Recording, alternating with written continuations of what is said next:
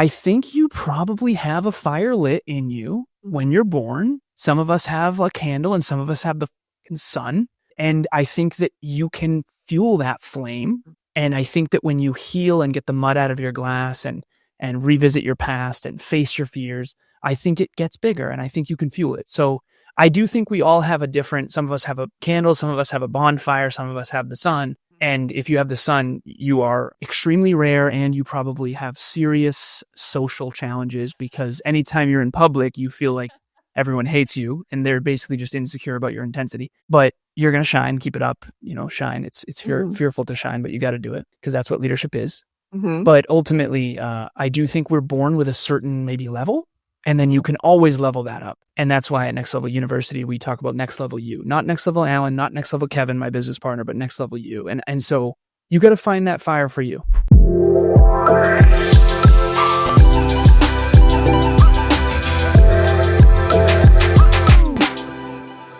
Hello, everyone. On today's episode, we're talking about turning adversity into impact and building leadership that scales for beyond individual success. Our guest is a globally recognized leadership coach, a peak performance strategist, a business consultant, and the founder and CEO of Next Level University, a heart-driven coaching, media, and community platform that's dedicated to helping individuals leveling up their lives, their relationships, their careers, and their leadership. He has built a global top 100 self-improvement podcast that reaches listeners in 175 countries, supporting thousands through their coaching and through the trainings. And he equips dream chasers with practical strategies for growth and fulfillment. He also is a peak performance coach and a consultant helping individuals, teams, and businesses maximize impact, profit, and purpose, all with the heart-driven, no-nonsense approach. This is Alan Lazaros. Alan, I'm so glad you're here with us today. What an intro. Thank you very much for having me. I consider it an honor. And the first thing I want to say right off the bat, gratitude. And I do not take it lightly to be here, because anyone who's listening, I think that what you allow into your mind is absolutely dictating your future. So I take it very seriously. So thank you for having me. Absolutely. I think gratitude is the foundation of real living and, living it fully. I don't think you can do it fully without being in gratitude of the things that you have and that you do in your life. So thank you. Thanks for appreciating that. Yeah. For the listeners that are tuning in, that is quite the bio. I was truly impressed when I came across it. And I know that, you have a story beyond that. I feel that there are so many listeners out there that could really, really appreciate and really rise through your story in that resilience of. I would love to hear a little bit of that early narrative of your life before all of that part shaped you. Who were you and what was that like for you? What was the understanding of adversity and leadership at that point in your life? So the three things that shaped me most, I'm 37 now. And this is only in hindsight, because at the time, obviously, I didn't really fully understand what the heck was happening. But there's three main things that shaped me. I'll try to give you 37 years in a couple minutes here. Mm-hmm. The first one was in 1991. I was born in 1988, so I was almost 3. My birth father, John McCorkle, he had a big family. It was Jim, Joe, John, Jane, Joan, Jeanette. And yeah, right. So he was 28 and he tragically, suddenly died in a car accident when I was almost 3. My sister was 5, almost 6. My mom was 31, stay-at-home mom at that time. And so that was very sudden, very tragic. Harder on my mom and my sister because they obviously knew him more than I did. I was just a little baby. Mm-hmm. Then I had a stepfather named Steve Lazaros, hence the last name Lazarus. It's a very Greek last name. So a lot of people that are Greek, they look at me and they go, Lazarus? Because I'm blonde hair, blue eyes, and not Greek at all. Not a hair on me, right? But I took his last name, I think, around age 7. Mm. So from 1992 to the early 2000s, I had a stepfather named Steve Lazaros. He worked for a company called AGFA. They did hospital computers during the dot-com era, born and raised in Massachusetts, by the way. So the U.S. is the largest economy on planet Earth by a significant margin. And in the dot-com era, that was wild times. I mean, it was crazy. It felt like everybody had money. I know not everybody, but it was wild times. And so it was boats and ski trips and Xbox and Dreamcast and early Christmas presents, and we had snowmobiles and motorcycles. We had a yacht. We had an apartment building. It just seemed like, from the outside in, I seemed like the rich kid. From the inside out, my mom and stepdad did not get along, and that's a polite way to put it. Okay. Stepfather leaves at 14, takes his entire extended family with him. Never seen or spoken to a single one of them since. I did talk to my stepfather a little bit on Facebook Messenger in my 20s and then once again in my 30s, but never seen the man, nor any of his extended family. And this is the second thing. So the first thing was my father's tragic car accident. The second thing that changed my life was my stepdad leaving. When I was 14, he left, took 95% of the income with him. So we went from boats and ski trips to, I get free lunch at school now because our income is so low. I don't know how I'm going to go to college. My mom trades in her BMW for a little Honda Civic. How do we keep the house in the family? We don't have cable. We're not going to starve, but we're definitely lower class now, income-wise. Same year, my mom gets in a fight with my Aunt Sandy, and we get ostracized from her side of the family. Bad fight. And I've seen or spoken to two of them since, from my mom's entire extended side. And now remember, when we were trying to be the Lazaroses, we didn't really associate much with the McCorkles. So I kind of lost 3 families by the time I was 14. And that same year, my sister moved out too with her older boyfriend. So it was just me and my mom in that house. I became the man of the house at 14. Wow. So at that time, I said a couple minutes. It's going to be a little longer, sorry. So at that time, my dream was to go to WPI, Worcester Polytechnic Institute. It's like a mini MIT in Massachusetts. It's a big engineering school. And when I say big, I mean prestigious, not necessarily big. But it was $50,000 a year, and this is back then. And now we're broke, so I don't know if I can go. My uncle Merle was the track and field coach there. They still call it Norcross Field. And that was my dream, to go to WPI, be a computer engineer. And so I got basically to the point where I was like, okay, no generational wealth, no trust fund, no dad. I'm in some serious trouble here. And real identity issues almost. For sure. Yeah. There was 2 trauma responses that I had. And for anyone who has studied trauma responses, there's fight, flight, freeze, and fawn. Yes. Fawn is the one I didn't know about until my 30s. Late 20s. Fawn is you appease. You become sort of a social chameleon, appease. Yeah. So socially, I think we all live in 2 worlds, the social world and the real world. I'll be brief about it. But the social world is the wedding photos. The real world is the actual marriage. That's a good metaphor, I think. In the social world, I became a chameleon. Fit in. Don't lose any more friends and family. Don't lose any more friends and family. Don't lose any more friends and family. Just instant challenges. But behind the scenes, when no one was around, it was fight. It was aim higher, work harder, get smarter. Nothing's going to stop me. Nothing. Aim higher, work harder, get smarter. That's my warrior. I usually don't bring it out much because it freaks people out. But the truth is, the drive was insane, and it's still there. So I got straight A's through all of high school. I got all the scholarships and financial aid that I could. I got the President's Award signed by George W. Bush behind me. Wow. And I got a free ride to a state school. I ended up going to WPI instead. And I got a lot of scholarships and financial aid because it's an extremely expensive school.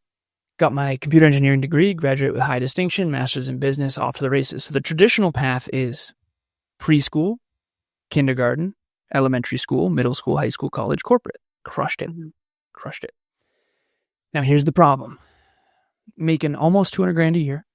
I'm in my early to mid 20s. Paid off $84,000 worth of college debt in a single year because I was used to going without. So I was just like, let's get debt free. And I had very low expenses because I wasn't used to nice things anymore. I invest all my money in tech companies, different stocks, ETFs, Vanguard. So I have $150,000 in a Vanguard account. I'm in my mid 20s, no mortgage, no house, no kids. And I'm rising in tech pretty quickly. Then I get in my car accident. So I'm up in New Hampshire, head on collision, 30 miles an hour, not a fender bender. This was intense. Fortunately, I was driving a 2004 Volkswagen Passat. Totally saved my life. I used to call it the tank. This thing was super safe. So thank you, Volkswagen. And the lift-kitted pickup truck that I hit, my fault, went up and over my car. And fortunately, no one was killed, but this was like a pretty bad accident. My car was completely totaled. Both cars were totaled. And I'm 26 at the time, and this is the second chance my dad never got. And so that was my sort of quarter life crisis is what I call it. Yeah. Where I realized I was on autopilot in certain regards.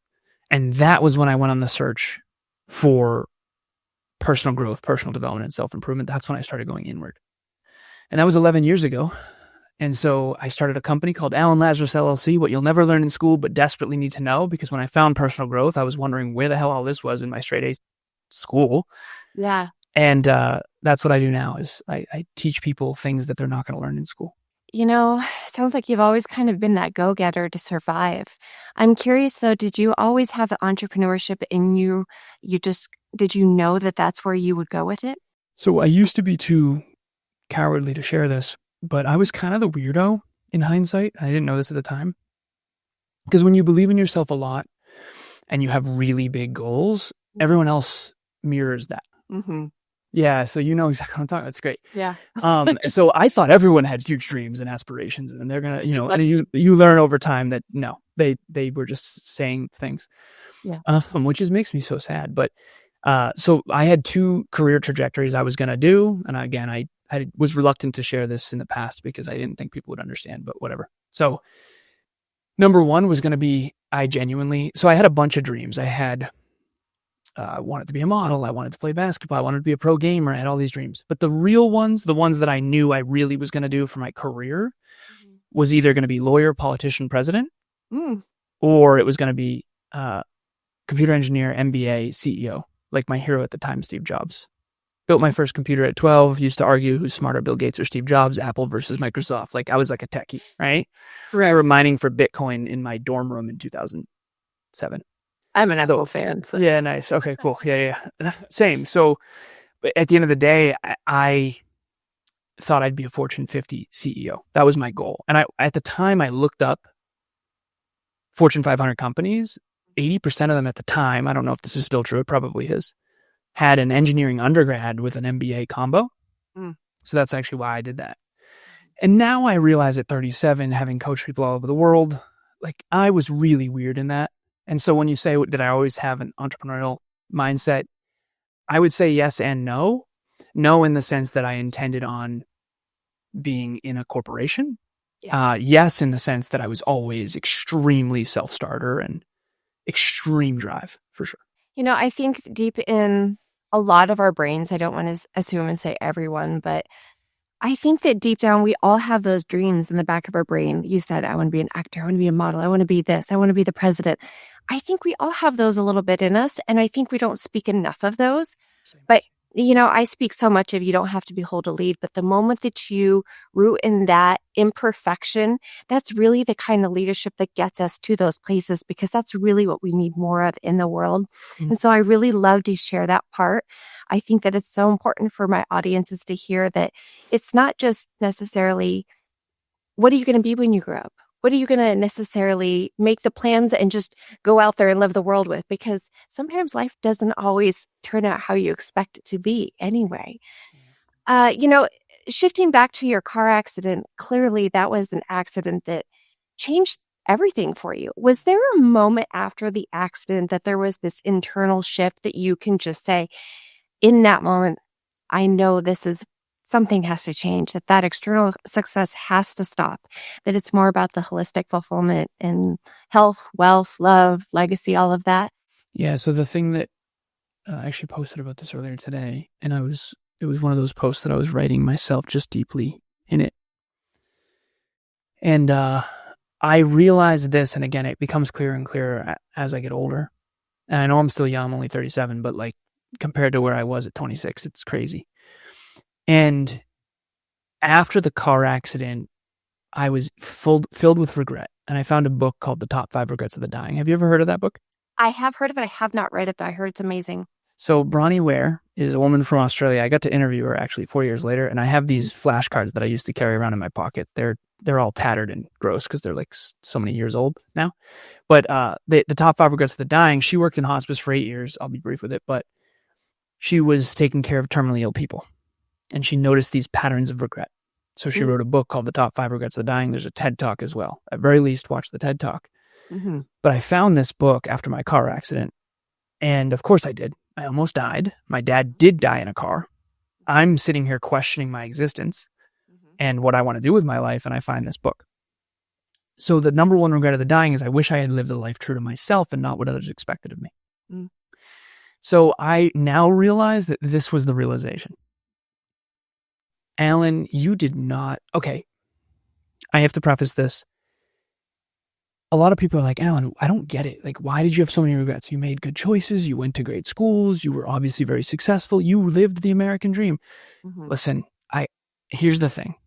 I was barely scratching even a surface of my true potential. Because the truth is, things do come pretty easy to me. Some people are gifted. They're not allowed to say that because it's really not socially acceptable. People can say it about you, but you can't say it about yourself, right? Type of thing. But what I am saying here, to be honest and candid, is great. I did great. Awesome. Go me. It was not even a fraction of me putting it all on the court. Mm. And so 11 years ago, I made a promise to myself. And I promised myself that I would never squander my potential again. Mm. And I would dedicate my life to reaching my own unique full potential. And I mean full. And help others do the same. And so now I'm a coach. I coach 25 individuals right now. It's been hundreds over the years. I have 6,752 coaching sessions with people all over the world, over 12,000 podcasts, coaching, training. That's all I do now. Okay. 24-person team. The reason I say all that is because it's very obvious to me now in hindsight at 37, coaching all those people from all different industries, all different backgrounds, all different countries, all sexes, you name it. And there's patterns where certain people are just driven and conscientious and on point, and they track metrics and habits, and they live fulfilling lives, and they're healthy, wealthy, and in love. But there's very few who are. Very few people are successful in those three things, and very few people are living their dreams and achieving their goals. Statistically, it's only 4%, at least the latest ChatGPT research. At the end of the day, almost no one has lived their life fully with their full potential, where almost no one can sit there and look at themselves in the mirror and say, I did all I could with all I had. I had one client, inspired the hell out of me. Her name is Pauline. Mm. She was born with no arms and no legs.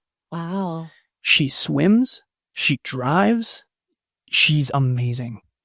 And she doesn't make excuses. She proves that anything can be done. Just that's what I'm saying. She inspires the hell out of me and out of people. But if she's not making excuses, how dare us? How dare us? And that's the way I really feel. And a lot of people don't like me at a barbecue. But at the end of the day, if you're not reaching your full potential, what are we doing here? And very few people are putting it all on the court. And so, that's what changed 11 years ago. And that's what I'm never going back on. I have two questions that are just like screaming in my brain. And I have to ask the first one, which is, do you feel like because you had that drive that you talk about that most few don't have, do you feel it makes it easier or it makes it harder for somebody to shift into the kind of leadership and the kind of living of a full life that you are aiming and achieving right now? Yeah, that's been something I've contemplated a lot. And this is the nature versus nurture. Like, are you born this way or did it develop? Yeah. And I'll tell you what, I used to think my adversity was my advantage. Have you ever heard of an ACE score? ACE? Yes, I have. Okay. Yep. I have an alarmingly high ACE score.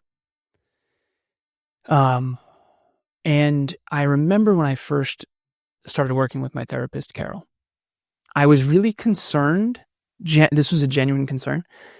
To me, my drive and my work ethic was like my X factor. That was I love that about me.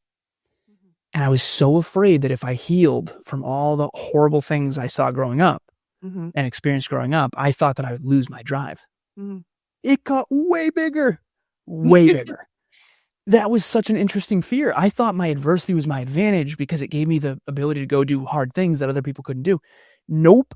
Absolutely not. I healed from the trauma and not all of it, obviously, but like I've worked on myself. I've become more whole. My drive got 10x'd. Yeah. I'm way more now. Yeah.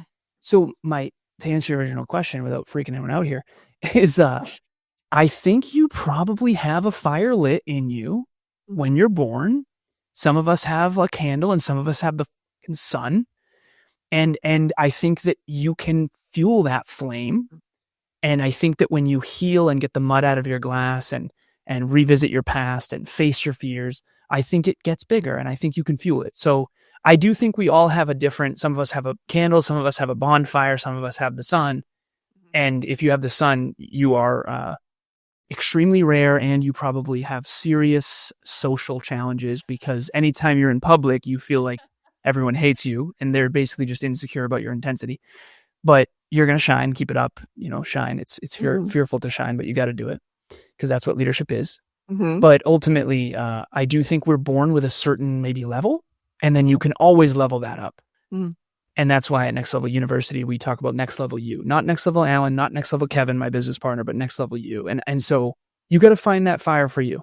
I don't care about cooking. I don't care about cars, but like personal development, when I found it, it was like, this is everything.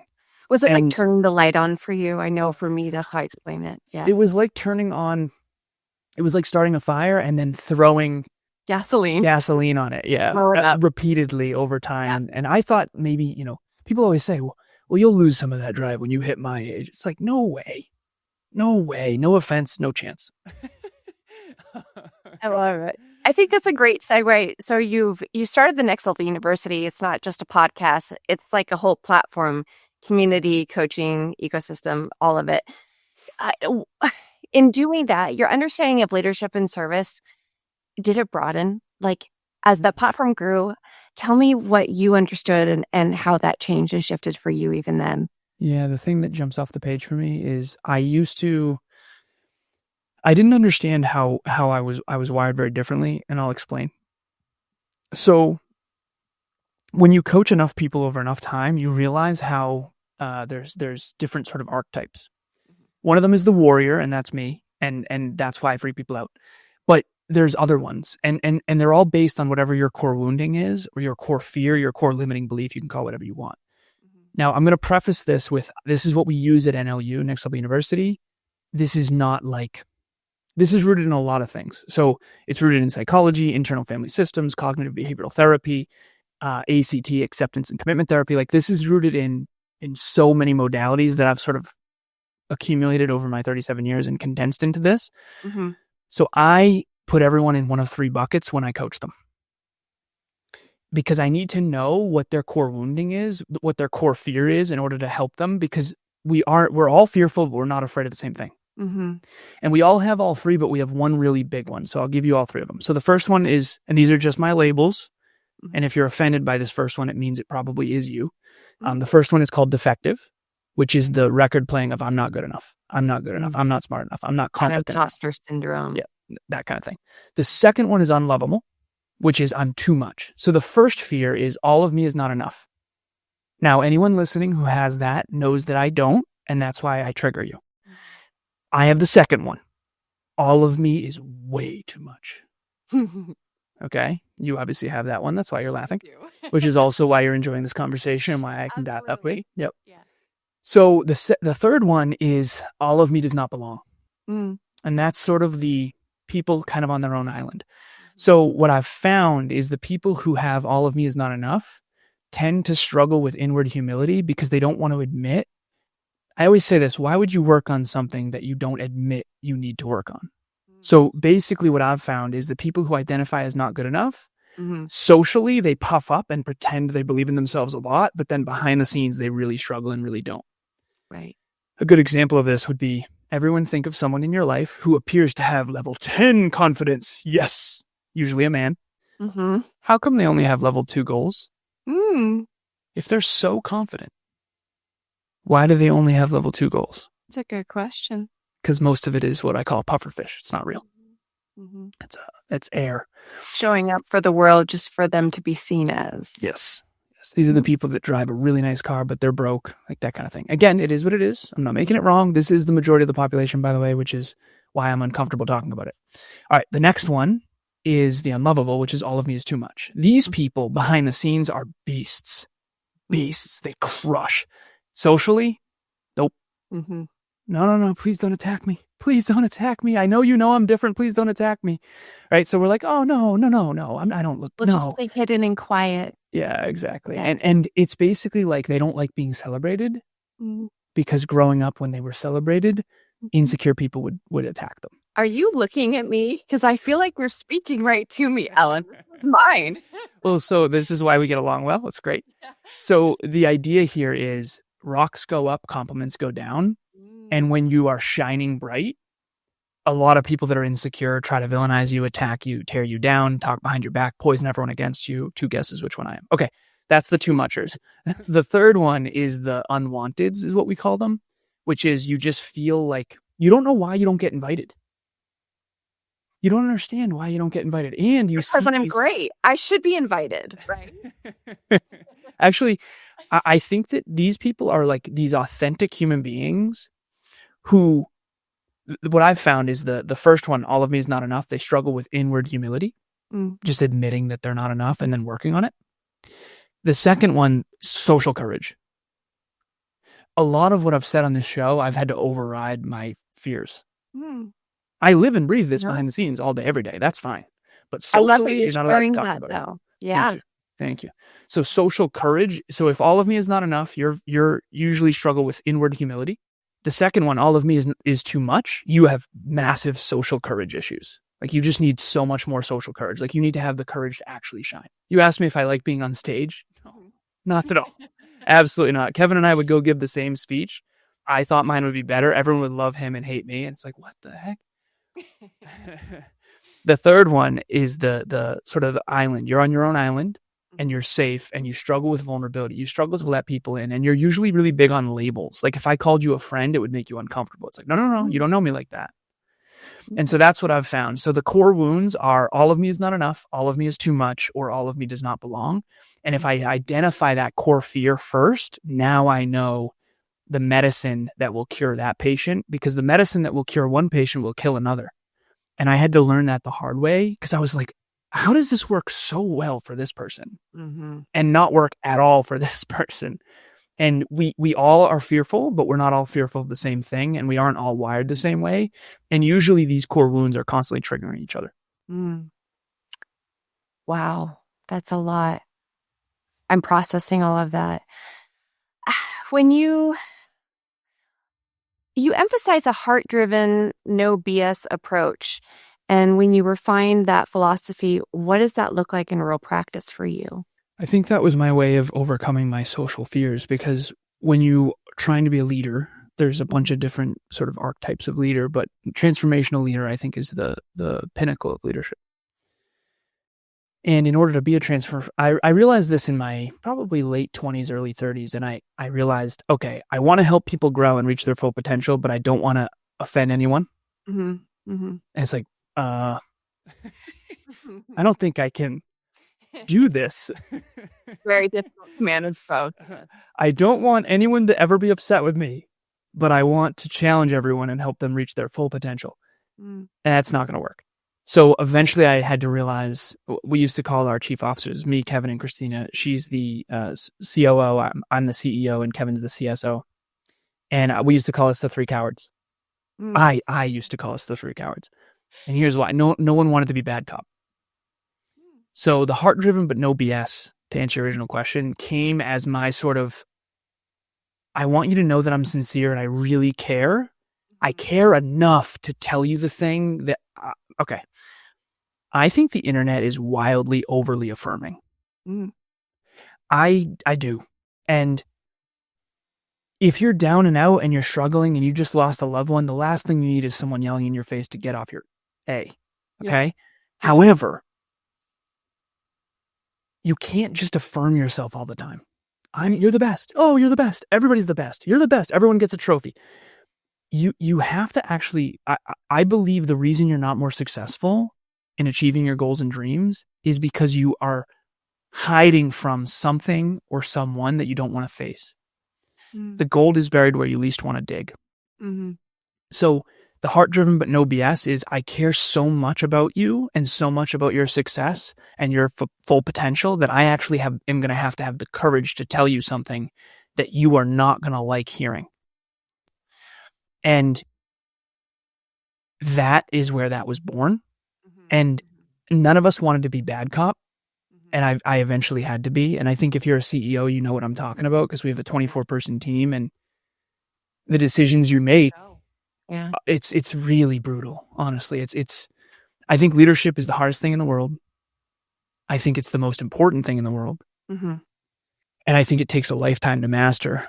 And I think it basically forces you to be candid, and not only with yourself and others, but with the realities of what it actually takes to be successful. And I think the internet is trying to tell you you can, work a 4-hour week and be successful. And that's just not accurate, unless you're going to lie, steal, cheat, and status your way. Mm-hmm. It's just not accurate. And I coach multimillionaires that are very successful. None of them built it with 4 hours a week. None of them. And I think that in the era of the fluffy, feel-good, affirmy stuff, I think I can be villainized very easily. When in reality, I think the tried and true fundamentals of 60-hour weeks is the only way to actually succeed.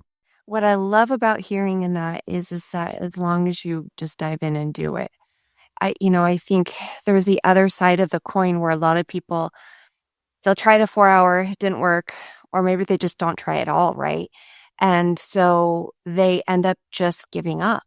And what we really need are those leaders to show up imperfect, learning along the way, totally honest, totally raw and real, right in the middle of it, and helping others learn how to lead with it the same way. Really, I think that's what we need more of in the world. You impact people in more than 175 countries. What does Rising look like for you now? What's your mission now that you're a multinational and your influence has reached so many diverse types of people? What does it mean? I think it all comes back to the same statement of I'm here to reach my own unique potential and help others do the same. I have this compass on my background that I'm looking at. It's kind of right above your head in my screen. And it's my background of every computer. As a matter of fact, this computer over here has it too, and it's not covered, so I'll use it. But I was on with a client named Cole earlier. He's 26. He lives in South America now. And I think I was taking him through this sort of success loop. And it was certainty leads to action, action leads to momentum, momentum leads to success, and then success leads to more uncertainty. And I told you right before we hit record, you're like, how are you? Overwhelmed. Right? I love that you actually started so real. I'm like, oh, that's fun. Nice. Okay, good. I'm grateful you feel that way. Because how are you? I said my business partner and I are drowning in success. And I mean that playfully, but I also mean that we're very in demand, and I'm very grateful because it was crickets in the beginning.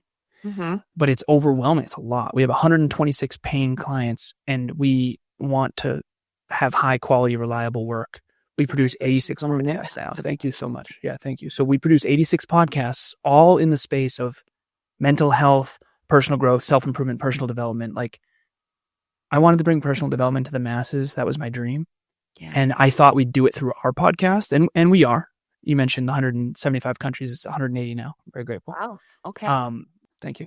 And there's only 195 countries. So we're going for all of them, right? I love it. But anyways, so I thought that we would do it with our show. And it turns out we're leading leaders who are then rippling personal development outward. My beautiful girlfriend and future wife, we produce her show. I have 4 podcasts. Kevin and I have 3 between the two of us. Her and I have 3 between the two of us. So it's been really cool, and I'm very grateful. But back to the point of this compass, when you get this much clarity, when success comes, you end up needing to be more discerning because you only have a certain amount of time. So I know I'm going a little over here, but I'll give you all this. This blew my mind when I first found it, and I'm a big math guy, so forgive me for that. And really, if you're driving or can't really draw this out or think about it deeply, come back to it. This will give all your excuses away right here. We all have 168 hours a week. 24 hours a day times 7 days a week, 168 hours a week. There's 52 weeks a year. Out of those 168 hours, if you sleep 8, which I highly recommend, go for 9, you'll end up at 8. You still have 112 waking hours left. If you work a 40-hour full-time job, you still have 72 hours available. Wow. I track time. My team all tracks their time. My clients all track their time. We call it a timesheet. 4 columns. First one is the date. Second one is the amount of minutes it took you. Third one, rounding to the 5-minute mark, obviously. The third one is what you accomplished. The fourth one is the priority. And everyone has 3 priorities: green, yellow, red, and then other. Mm-hmm. The point that I'm making to answer your original question, when you have absolute clarity on who you are, why you're here, who you're here to serve, where you're headed, and what the mission statement is, you get to be very discerning. And the more discerning you are, the more valuable you become and the more sought after you become. And then you get shiny object syndrome. Mm-hmm. You start to spread yourself too thin and burn to the ground again. And then you have to rinse and repeat and get focused again. So all I'm saying is clarity is a superpower. And I'm not saying it as a fortune cookie quote. I'm saying it as I have a compass right over here that says no deviation from the mean. It's on every background of my phone, every computer in my home, every computer I travel with. And it's Alan Lazaros. You are here to achieve success for yourself and others in health, wealth, and love through the vehicles of coaching, training, and podcasting. That is all I do. It's all I do. My business partner, Kevin, reached out to me yesterday. He said, hey, we have a client. He's doing very well. He has a $10 million business. Awesome. He wants to meet you. And I said, meet me? And he's like, yeah, he wants to meet you. He's very philosophical. He really loves strategy and numbers. You're going to get along great. I said, is he interested in coaching? And he said, I don't know. And I said, then I'm not interested. That sounds mean. Okay, I know that sounds mean. And you can't start there. I'm 37 now. I'm not getting any more time. I got a lot on my plate right now. And eventually I'm going to have children. So I got to prepare for that.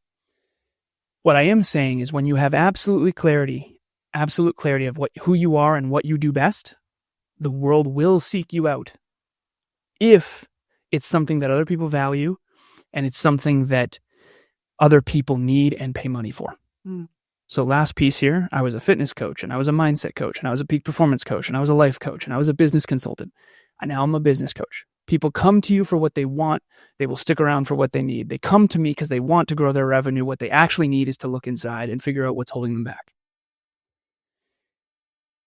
Hopefully that answers your question. Every leader out there, the leader is the one with the highest awareness, the highest clarity, and the highest drive every single time. No one achieves anything great alone. However, one Michael Jordan, one Michael Phelps, one Oprah Winfrey, one Tony Robbins, one Tom Brady can make a great team. You can make the difference. No, you can't achieve greatness and change the world alone. No one can. But you, one player, one person, can make the biggest difference. Set the pace, set the standard, and lead by example. And so, yeah. For the leaders who they have the urge.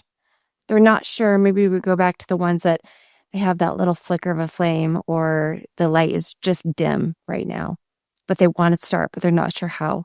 Where would you suggest that they start to rise in that potential? You got to get around people with their flame lit. Like, your associations influence you so much. There's a book called The Talent Code that is really cool by a man named Daniel Coyle. And it talks about how all these tennis players came out of this one small town, these female amazing tennis players, and then how all these, the Renaissance in Paris, or like these talent hotbeds is what he calls them. And the soccer players from Brazil tend to be the best in the world. It turns out it's because the soccer fields are smaller. Things like that. So you can create your own little talent hotbed if you want to, and maybe you're the one person who sets that pace. Or you can get around a talent hotbed of people. I used to bodybuild. I used to do fitness competitions, fitness modeling, fitness coaching.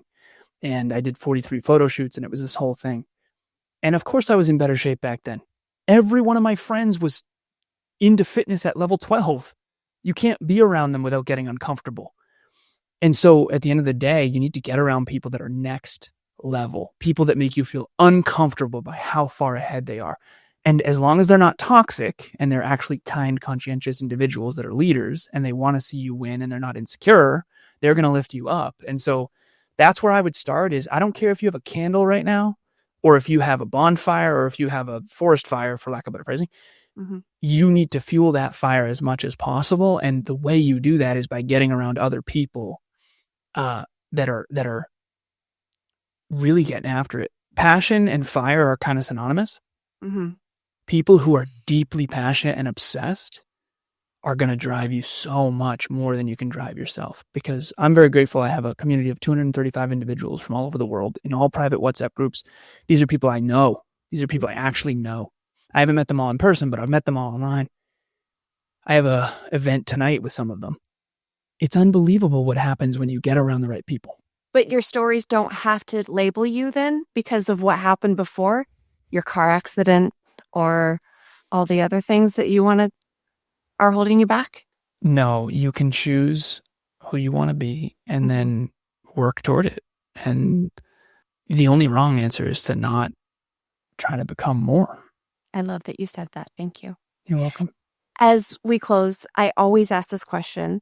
What is one question, one small action, or something that you could invite your listeners to take with you this week so that if they want to step into that greater clarity, that courage, that big purpose, what would you say it is? What would you leave with them? I would leave them with this. We are taught that it's about the journey, not the destination. I totally understand why. But you got to look at both sides of this coin. If you don't choose a big destination, the journey doesn't happen. You want to choose goals and dreams, a destination that forces you to embark on an epic journey, that forces you to grow and contribute beyond yourself. So if I drove from Boston to LA, that's a very different journey than 30 minutes south. So yeah, it's about the journey, but the destination you choose in advance dictates the journey. Believe in yourself, set a level 1 goal, hit it. Believe in yourself at level 2, set a level 2 goal, hit it. Believe in yourself at level 3, hit it, set, and then you grow, and eventually you become a leader who is setting really big goals and inspiring, motivating, educating so many other people. Alan, thank you.